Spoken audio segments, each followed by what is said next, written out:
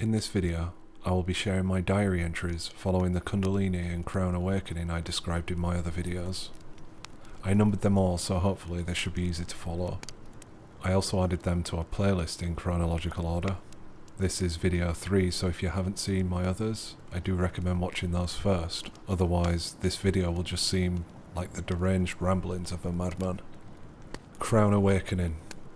The Emergence of an Inner Sense. Somewhere between day 10 and day 15, I had another incredibly vivid dream that closely correlated with my experience. I can't really recall the exact date of the dream. I really do wish I would have recorded exact dates and times, but unfortunately I didn't.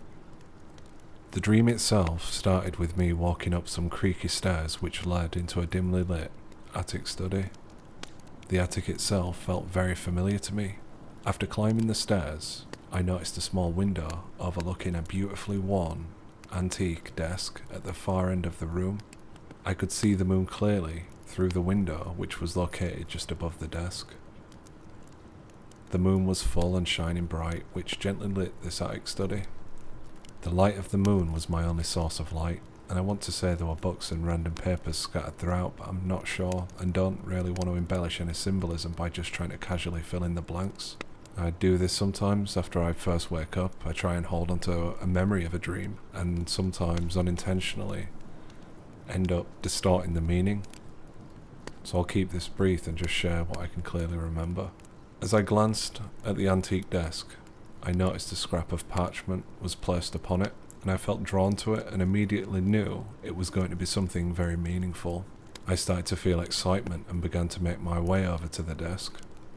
While standing and staring at the parchment, I started to become aware of a presence in the room with me. Not that there was anything particularly ominous or scary about this present, I just felt as if I was being observed. I excitedly picked up the old parchment and glanced at its contents. It seemed to be a full letter, but unfortunately I only got to read the first sentence. The sentence read, "Behold, the server who ate his own hands." Now what intrigued me about this wasn't the message itself, it was the character and personality the words seemed to express. This felt similar to whenever I've read a book and got a distinct sense of the author's personality. As I read the sentence, I heard the words within, but I didn't recognize the voice as my own. The voice I heard within sounded deep, wise, and theatrical. This is one of those dreams I really wish I could have seen through to the end, but unfortunately, after reading that first sentence, I woke up before I could finish reading the letter. This dream was extremely vivid, and almost felt as if I was there physically. Day 15 to day 25. All inner sensations continued to develop throughout this period. Whenever I'd meditate or lay down in bed, I would feel showers of what felt like extremely fine rain droplets falling on my face and upper body. Whenever this would occur, I would always feel a sense of great peace. This persisted for quite some time. Of course, there was no physical traces of water, but it still felt indistinguishable from physical rain. The pyramid or cone frame I described in an earlier entry continued to feel as if it was rotating and bobbing up and down like a buoy floating in the ocean. In meditation, I found it increasingly difficult to open the fresh cut or slit I described in my last video. When a baby is born, they are born with a soft spot located at the crown of the skull. This is exactly where I felt the opening or slit during the Crown Awakening. As the days went by, it gradually became more and more difficult to open this channel, and I once again entertained the possibility the experience might be ending or regressing, since initially, opening the channel was easy unless I was out in public or otherwise distracted. I didn't want my experience to regress or end, so I attempted to triple my efforts and dedicate even more time to increasing my sensitivity and spent more time improving my sense of control. The intense upward pulling I described persisted and affected my head in strange ways when the channel was misaligned. I remember going upstairs to grab a pair of socks, and as I walked into my bedroom, my head felt as if it was being pulled upwards, which made me jump up on my tiptoes like something from a really shit comedy. Whenever I closed my eyes in meditation, I felt as if I was being carried by a current of water. Day 28. While continuing my meditation in bed, I tried to make use of the hypnagogic state and continued my exercises. And by hypnagogic I mean the state of consciousness bordering a sleep state. After experimenting for a while, I allowed myself to fall asleep but awoke in the middle of the night feeling as if every cell of my body was glowing with golden euphoria. It was as if a portion of myself was still engaged in the practice, even though I'd gone to sleep. When I woke up, I stretched my arms and legs and have never felt such intense physical bliss. This is a difficult sensation to describe, but my body felt new and my consciousness felt different in some way. I almost felt as if I was experiencing an extremely vivid dream environment, but I was most definitely conscious because I got out of bed after this experience. Day 33. This is a bit of a random entry, but it does mark the beginning of a significant development. While watching a show with my wife, I think it was Bates Motel, I started biting the inside of my cheek while thinking and half watching the show. Biting the inside of my cheek is a bad habit that I developed shortly after I quit biting my nails, which I suppose is kind of like quitting cigarettes and taking up cigars, but after I stopped biting the inside of my cheek, I experienced something very peculiar. Even though I released my cheek and was no longer biting it, I still felt as if I was at least still physically touching it, if that makes sense. I immediately turned my full attention to this because I initially thought there might be something wrong. I checked to see if my cheek was bleeding from the inside, but it wasn't. I then tried to scan the rest of my mouth, and as I did, the physical sensation that previously seemed fixed to my cheek started to move to wherever I began to focus. I felt as if I was moving my tongue around my mouth, but I wasn't, as my tongue was completely stationary. I remember thinking something along the lines of, "What the fuck is this?" And out of curiosity, I then shifted my focus to the back of my mouth and again felt as if I was touching the back of my mouth with my tongue or finger. I could feel the soft fleshiness of it and felt completely blown away. I wondered whether or not I could pilot this point of awareness elsewhere, since it felt no different to moving an arm or a finger. I wondered what would happen if I tried to move this point of awareness down my throat. When I tried this, I initially felt a little resistance and felt as if I had to stretch inwardly, which I think this may have just been my own resistance, but sure enough I could feel inside of my throat. I don't think I mentioned anything to my wife about this at the time, but I continued experimenting throughout the show that we watched. Day 38. All sensations continued to intensify and develop further without pause or interruption over this past week. Innumerable sensations are present. I continued experimenting with the point of awareness I described, but I still don't have perfect control, especially when I try and move inward. For instance, I tried moving this point of awareness into my brain just out of curiosity, but felt as if the awareness got swept up in a jet stream, and I lost total control. When this happened, I panicked a little bit and felt as if I had got something stuck up my nose. This experience began to subside whenever I turned my attention away from the sensation.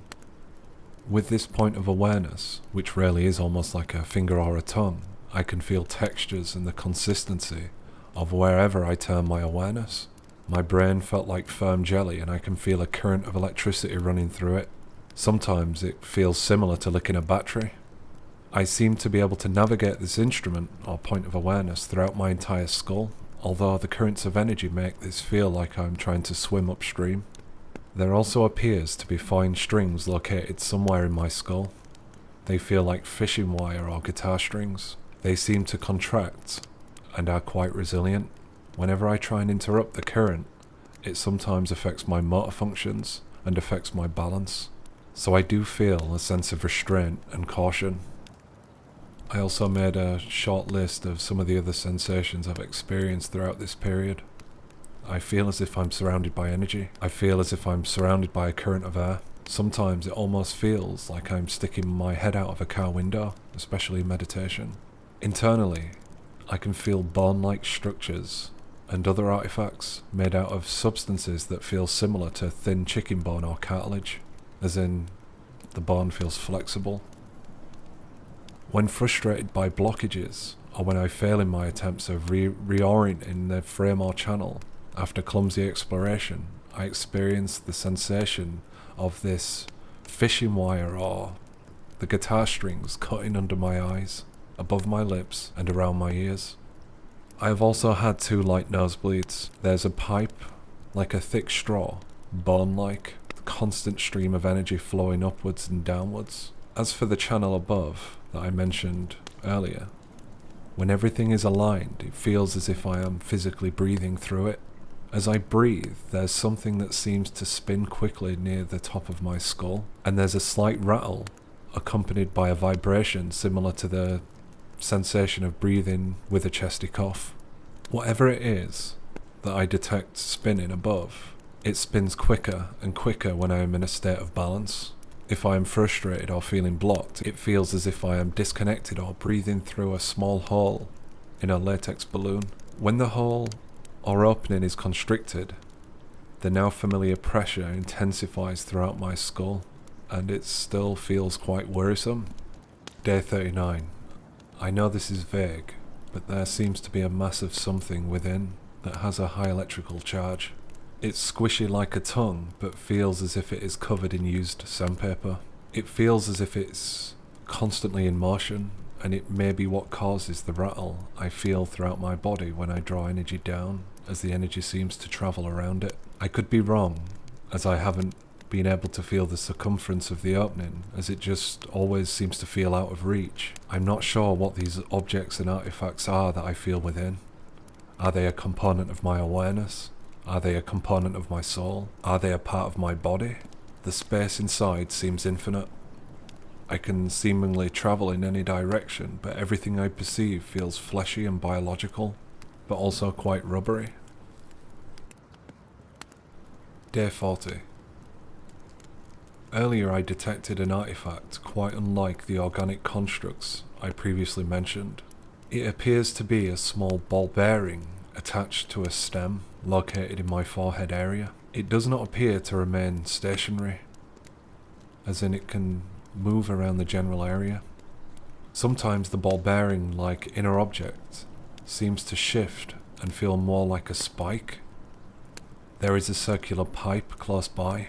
The ball bearing appears to be tethered to it. The small ball bearing seems to stick to my point of awareness, and it is quite difficult to disconnect or pull away from it. When it becomes attached to the tongue or finger-like instrument, it can feel quite panicky, as it makes me feel as if something is trapped. Kundalini energy is rising again. It got as far as my sacral chakra, but I became fearful, anticipating the potential intensity of it reaching my third eye and crown. If it happens again, I will try my hardest to allow it. When I lay down and meditate, I can reach a deep trance state in seconds. I can go so deep, my body enters light paralysis. I can seemingly move my energy body consciously out of my arms. Recently I have been experiencing difficulty focusing on my day-to-day responsibilities. Altered states are coming easier, and I have a general sense of expansion. Day 41. I've been feeling quite depleted today. I've also felt extremely hungry, and ended up sleeping until the afternoon because of how late I was practicing. For some reason I've also been craving lots of fruits and sweets. I ended up spending most of the day trying to dislodge the ball bearing-like object I described. When it is stuck, it makes my efforts in meditation feel fruitless and incredibly frustrating. I think I need to be a little more balanced in my approach. I'm certainly neglecting my responsibilities now. My wife is also understandably confused by my experience, but she's been very supportive. I amended this entry weeks later and added the following note.